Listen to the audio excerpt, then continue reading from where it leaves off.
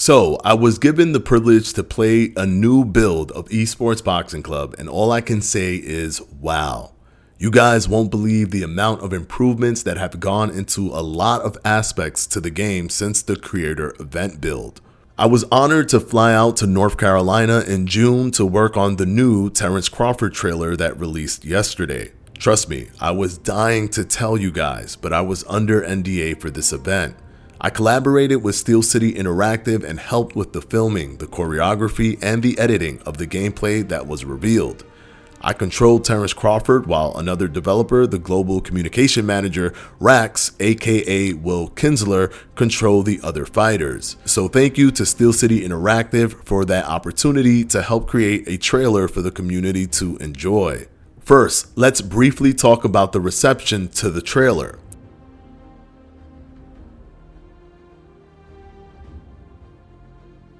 For the most part, a lot of you enjoyed the boxing and felt that the punches have been improved upon to a more satisfying degree, but feel that they could still use a bit more work. And hey, I can see that as well. But to see the punches improve this much from the last time I played was very encouraging for what the final product or even early access will look like when it drops. Many people spoke about the commentary in the trailer as well. Guys, keep in mind that the commentary was not in-game, nor was it meant to appear to be anything other than a voiceover that was edited in. That will not be the actual commentary when the game releases, so please keep that in mind. The build that I had still did not contain in-game commentary. That was simply voiceover work by Todd Grisham. Another concern that I have heard were the graphics looking to be downgraded. This is something that's difficult to put my finger on, as this arena, although similar to previous arenas, was actually new and used different lighting as compared to the other arenas in the game. However, the character gloss did appear to be turned way down from the previous event, which could lend to the models looking less sweaty as compared to the previous models. As I was there playing the game, it looked fine to me, but I wasn't comparing the graphics to the graphics from before.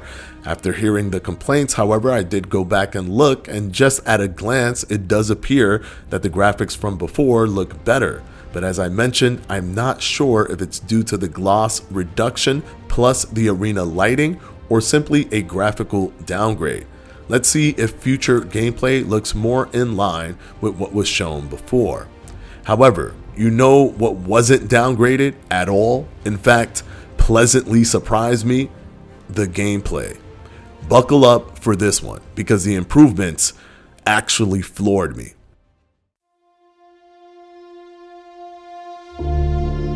So, during the creator event, I honestly felt that the game was moving in the right direction, but still needed a lot of work. And to be honest, I would have been okay with having that creator event build to play if it had dropped in that state. But the key word is okay. I would have been fine because heck, I love boxing games, and this still felt fresh and new.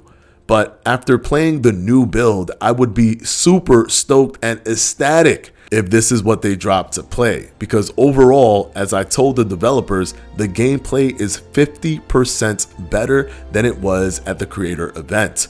They improved almost every facet of the game.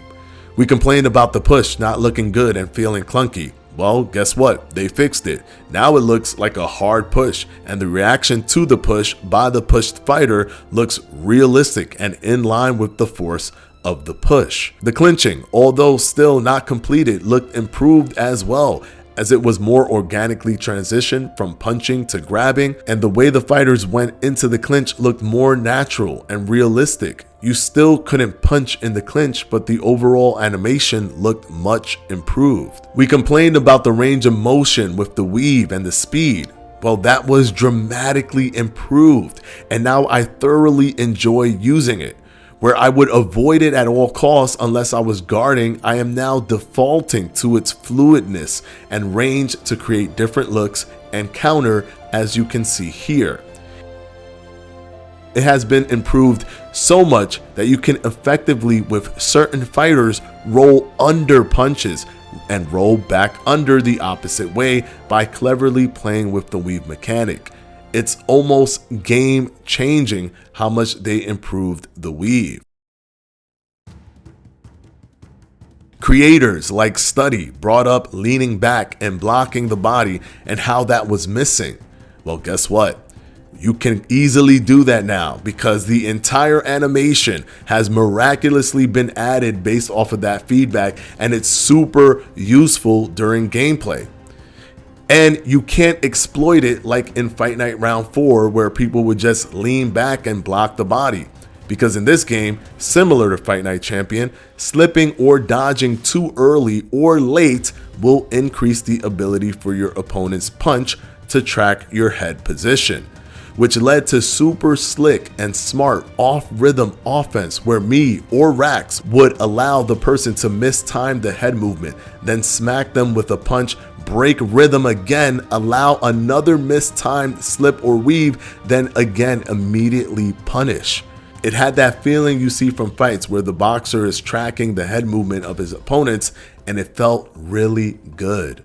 Creators like Coach's Corner complained about leaning and not being able to punch. Now, although this hasn't been fully implemented as requested just yet, it is leaps and bounds better, as before you were stuck not punching at all until you physically return back to the center position. But as you can see here, you can shoot the punch from the lean and your fighter shoots it faster while returning to the position, giving you a good, effective window of opportunity to strike after avoiding the punch. It truly feels like night and day. One of the coolest things that maybe I missed or I wasn't aware of during the creator event, and I don't think it was mentioned by anyone after that event, which leads me to believe it wasn't a thing that was fluid before, and I truly believe that this is game changing. You can essentially create your own combo using the directional punching system. This is 100% the coolest offensive tool in the game. Here's how it works. Every single punch strings together no matter how you combine them.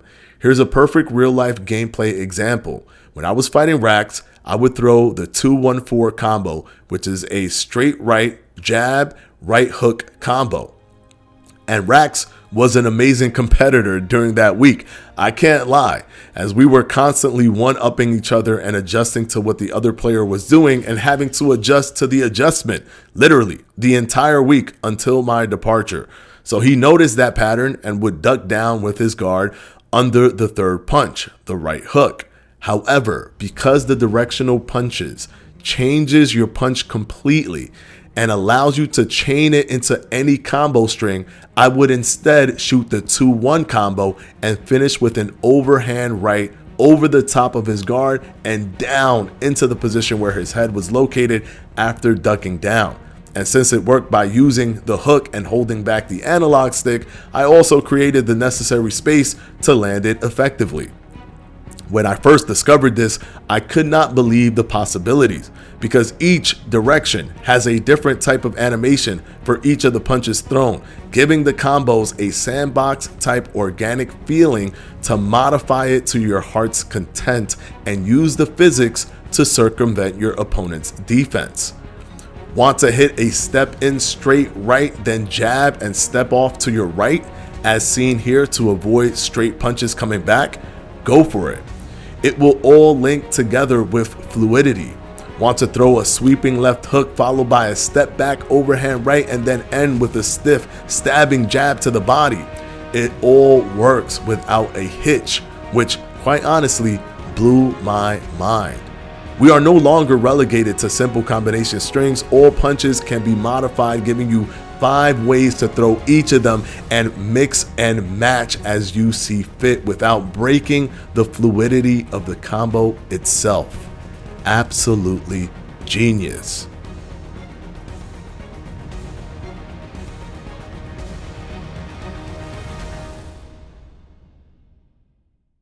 Now, let's talk about my fights with Rax. And I know he's probably laughing right now because I was obsessed with this matchup.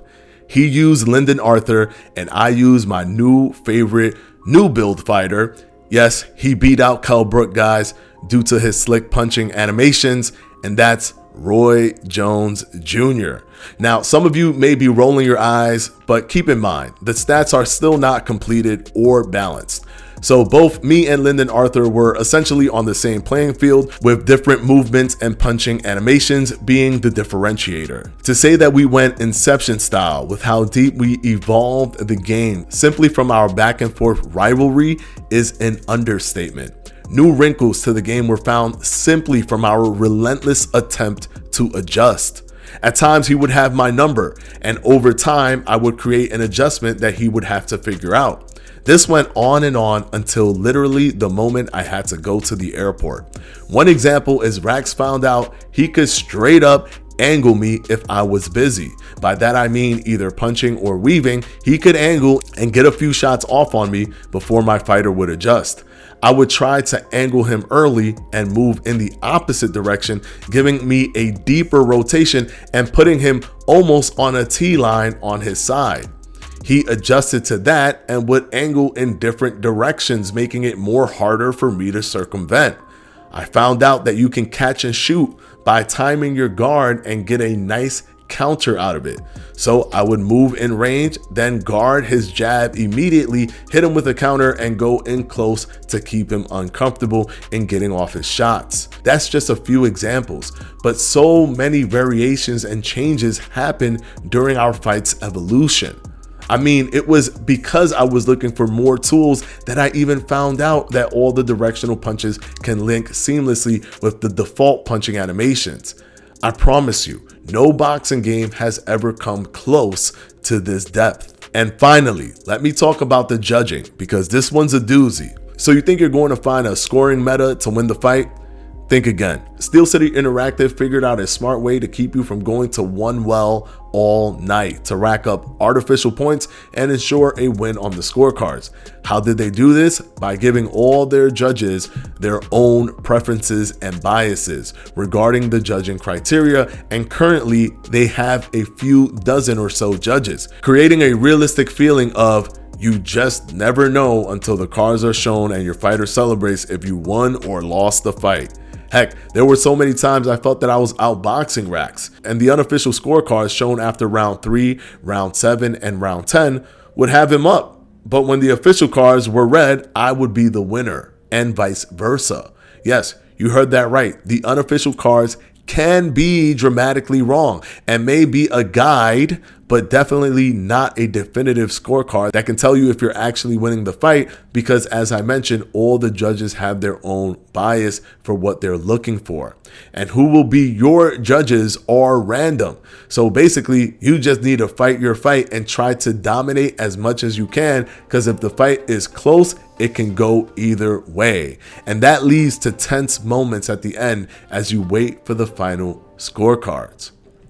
All in all, it was a great experience. The punch sounds have been improved and are now consistent. The fighters make hiss and grunt noises when they punch, which maybe should be adjusted a bit, but it's way more realistic, more fluid, and more impactful than what it was before. And yes, this build has some glitches, but way less than the creator event build. Way less. If this dropped right now in that state, combat sports and boxing video games would never be the same again. This build is so good that it made the creator event build feel obsolete in every way imaginable. I want to end this video with one statement.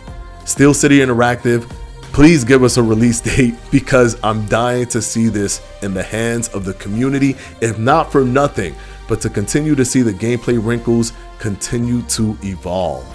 I will be going live on the 1st of August during the monthly wrap-up to speak deeper on the build and answer your questions. Make sure to join the live event and hit subscribe, as more videos on ESBC will be dropping on this channel. I hope you enjoyed the video and the breakdown of the build I played in North Carolina. Have a good one, guys.